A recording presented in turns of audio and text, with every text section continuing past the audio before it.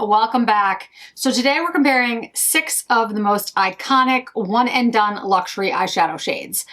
Shades that you can just swipe on, blend, and go. Now, of course, they're iconic to me. They are shades that I use all the time, that they're my go-tos for one and done shades. So if you're after an effortless glam that looks elevated and you're looking for a showdown, this video is for you. So I've got 6 eyeshadows today that are the best one and done shades, at least according to myself. 2 of them have been discontinued. I tried to narrow it down to 5 that were still on the market, but I couldn't do it because I had to be honest about what I consider like my top 5. And then I had to add in 1 extra because I just had to. For me, it's iconic and I have to do it. And after this video, you're gonna know all the best shades to wear as one and done, and I will go through each one and explain like which one wins. There's different categories. Let's leave it at that. Beige Mitza. Now this shade has been reformulated, reimagined, whatever you want to call it. I actually did a video where I did my single shadows. Hopefully I'll remember to link it. And I did show the differences between the old one and the new one. They're very similar. There really isn't that much of a difference. This shade is absolutely gorgeous. It's a golden beige. It's a soft satin finish. It's sophisticated. It has a beautiful warmth. It brightens up your lid. And I will tell you this, on fair skin and blue eyes, it just gives you an instant like pulled together look with very minimal work, right? I mean, you just put on 1 shade. I would say it's great for like a daytime elegance, and it's wonderful for layered looks. You can put different shades on top of it. You can use it as a contour shade, kind of all of the above. It fits every box. The next one is a shade by Dior that has been discontinued, and this is called Cosmopolite. Now, this was kind of beige Mitza before beige Mitza. This is 443. And it has a satin matte taupe shade. So the beige Mitza is a soft satin. This has a little bit of a matte look. I mean, it's still satin, but it's a little bit more matted. I would kind of say it's more modern. It has like an understated, like cool vibe, and it's a cooler taupe shade, so it really does flatter blue eyes. And again, it looks so good without looking like you tried. Like, it's just such an easy look to do that everyone will think you spent a lot more time than you actually did. The third is Chanel. Now, Chanel has a lot of great one and done shades, but again, I was trying to pick ones that would really be one and done, that practically anyone could use, kind of neutral, not blues or greens or purples, you know, stuff that like everyone kind of considers, I shouldn't say everyone, most people consider a neutral one and done. This is Chanel's Brune Tapa, and it's number 14. And honestly, in my opinion, it's one of the most chic neutral shadows out there. It's kind of like a cream to powder finish. It's a luminous matte. It's elevated and clean, like it has an elevated look. All Chanel does, but like a clean girl look too, because it's not complicated. It's got a gray brown undertone, which really brings out blue eyes. The formula is super forgiving, and it kind of gives this French girl aesthetic. I mean, it's Chanel, so, you know, not a huge shock. The next is Chantecaille, and this is one of their special shades. This is Pangolin. Now, to me, the Pangolin shade is really magical. It has a soft shimmer to it.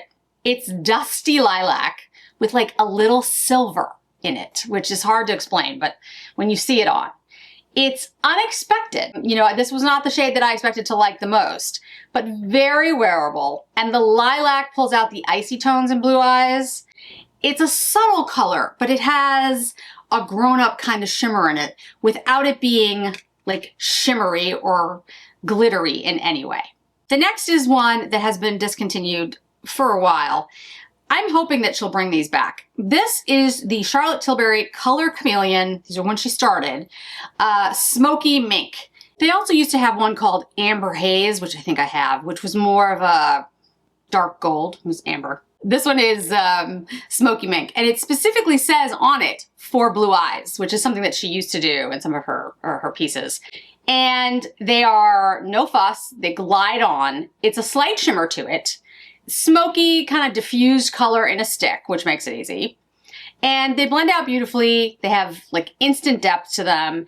And let's be honest, it is the quickest way to go glam, even with your fingers. You can just like, and then pat it in. I mean, I used to love these. I used to wear them all the time. And because I couldn't just do one stick that you can't buy anymore, I wanted to show one of the sticks that you can buy. And this is Victoria Beckham. Now you're going to be surprised at the shade that I picked. This is Victoria Beckham's Ballet. It's a soft champagne pink. That's the interesting part. It's not just pink. Any of you who know me know I'm not a pink girl, but this has this, it's got like a champagne color in it. It's a satin pearl finish. It's ultra brightening. This is amazing for inner corners on the lid, but you can also put it all over the lid and it looks stunning. The formula is soft to smudge it. You can wear it as like a wash of color, but it also adds light and dimension to the eye. It's really best for like highlighting or, you know, like inner corner, but it's also great for like a clean, glowing lid. Like if you're just looking for that look. So going completely against the idea of one and done, I'm going to put all these perfect one and done shades on my eyes together so you can see what they look like when I put them on. I'll put them in different parts of my eye. But again, these are like sweep it on your eye, just be done with it, walk out the door. But I'm also going to talk a little bit about what I have on my face. So this is the Merit, the uniform. This just came out. It was sent to me by Merit. Thank you so much for sending it to me. I did not get a chance to receive it before I left for my very long trip. So I am behind everyone in reviewing it. But it is a tinted mineral sunscreen. It is SPF 45. It says that it was developed over 3 years. And I love there, because like the perfect white button-down shirt, it's the details that make it the uniform, which is just, I mean, it's a great idea. Buildable light as air formula, sheer natural finish, 100% mineral zinc oxide active. And it says it's safe for sensitive skin, oil-free, silicone-free, and zero white cast. There are 15 shades. I have shade 30, I believe.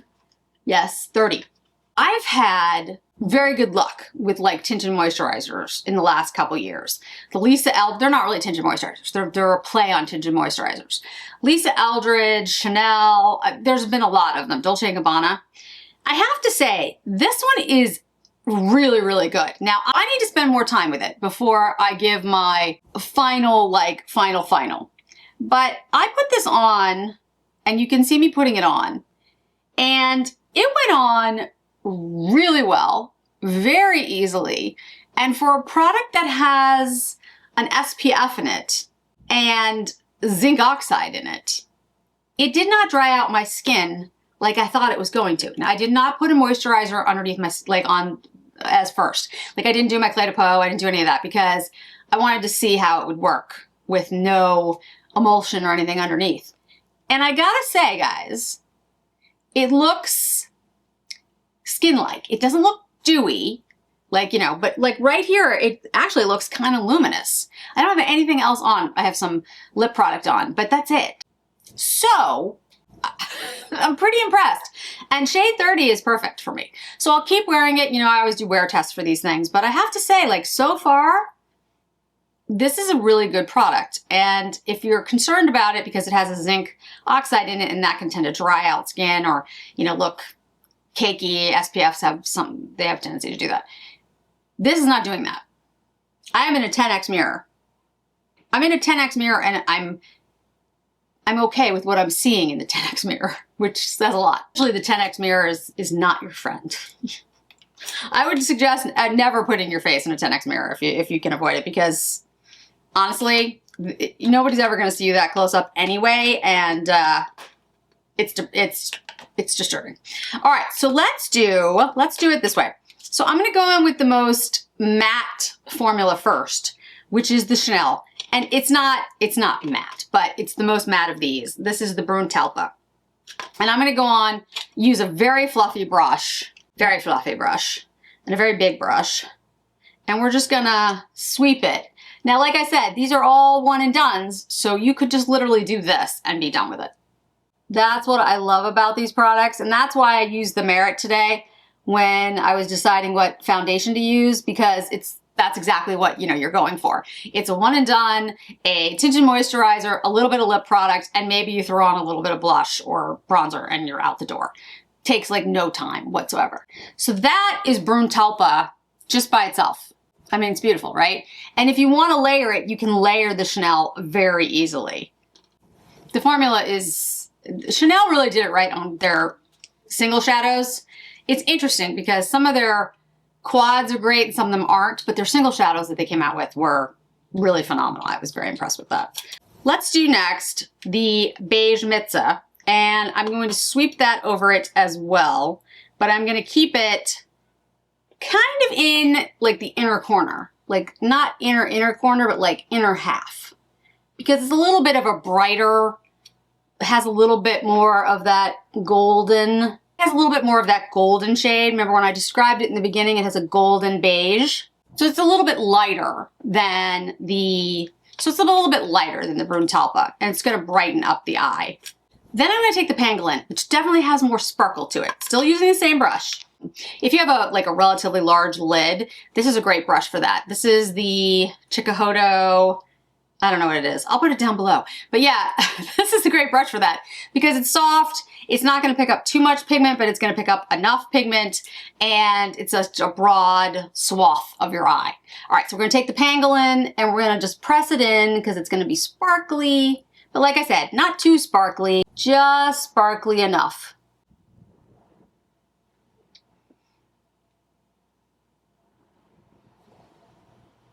But it works great, again, as a one and done.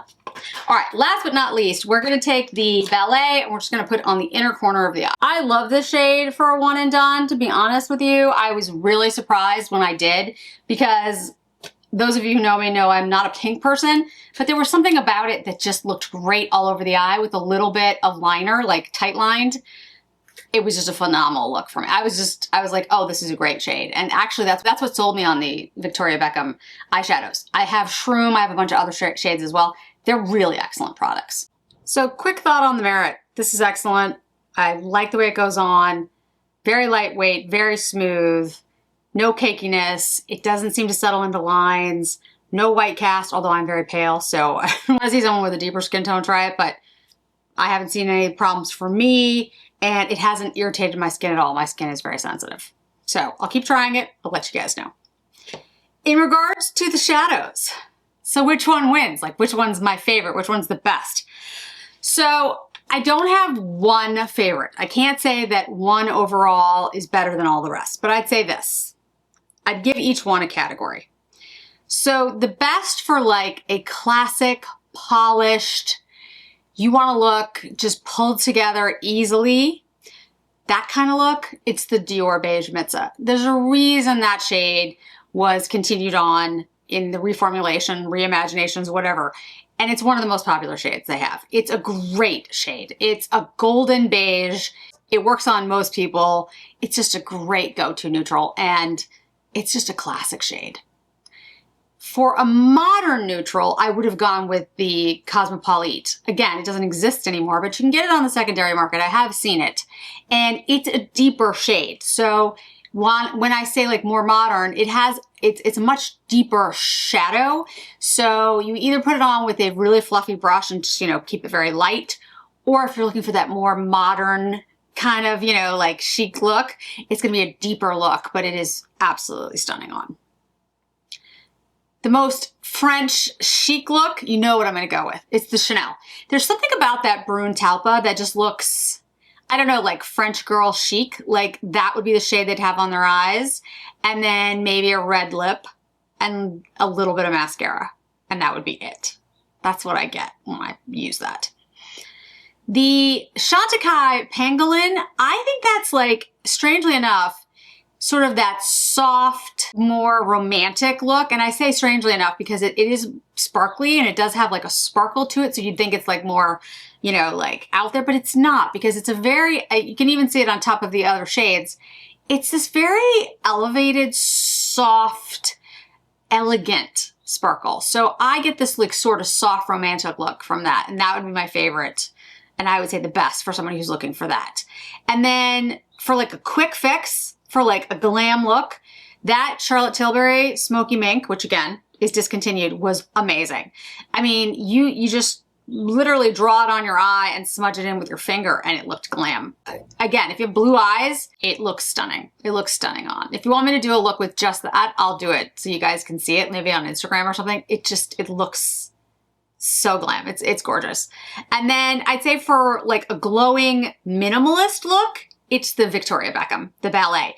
The Ballet really surprised me how much I've really liked that shade, and it goes with a lot of my newer products that you could say are more minimalistic, more, you know, less is more kind of look. It's glowy. It brightens up your eyes, and as an all over one and done, it really does look great with just a little bit of liner and mascara. It really opens up your face. It's a great look.